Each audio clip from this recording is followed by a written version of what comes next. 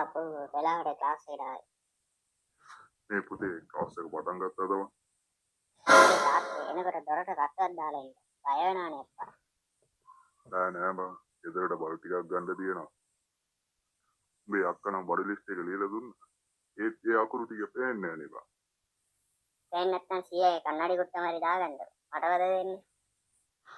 කන්නාඩි දානවා මං කන්නාඩි. බෙල්ට් එක ගන්න කලින් මේක කියවපන්. අපෝ දෙන්න කියවන්න. එහෙනම් මුලින් ලියාගන්න පත්තර 10ක්. පත්තර 10? මොකටද බං පත්තර 10? මේ පිටර වලටනේ ඔක පත්තර කියවලා තියෙන්නේ. ආත්මය අදාගත්තනේ උත්තලම් බూరు ළඟ. ඊට පස්සේ පොල් ගෙඩියයි. ඊට පස්සේ තවත් පොල් ගෙඩියයි. තවත් පොල් ගෙඩියයි. තවත් පොල් ගෙඩියයි.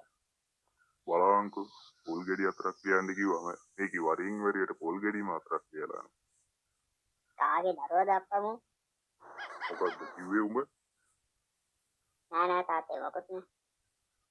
ඊට පස්සේ ලියාගන්න සිංහල ලකුණ ඉමටින් එකයි. කරලා පැකට් එකයි. මේ ඌව කියනකොට එමින් කියපම්ම. උඹේ අම්මා දැනගත්තොත් පොස්සෙන් ගායි මට. කොනපාලේ ඕනේ. තෝතා කඩේ ගියේ කොස්ස ගන්න ගමින් ඵලයන් කඩේ. මේ යනවා කඩේ. දෙන්න යනවා.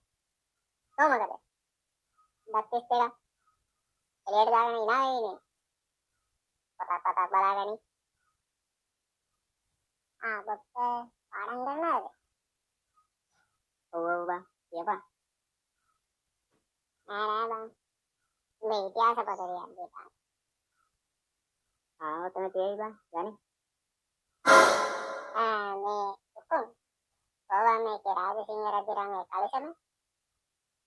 එයාවත් ප්‍රැක්ටිස් නෝට් ගේ ඔළුවක් නෑ. අනිත් පිටේ ඉන්නේ හිට්ලර්වත් ඇවිල්ලා කලසමයි ඔළුවයි කලවගෙන ගියාද බං? කොල්මාදේ බං ඔබට? ඒ තාත්තා බලදිස්සේ ලියලා තියෙන්නේ ඉතිහාස පොතේ බං. ඒක. අම්මට උඩ එහෙම සීන් එකක්ද? අනිත් හිට්ලර්වත් ගලවගෙන යන්න පිට. යාළුවනේ අපේ channel එක subscribe කරපු නැති කට්ටිය subscribe කරලා තියාගන්න. මේකේ දෙවෙනි කොටස ඒක අවසානයට දාන්න. එහෙනම් bye.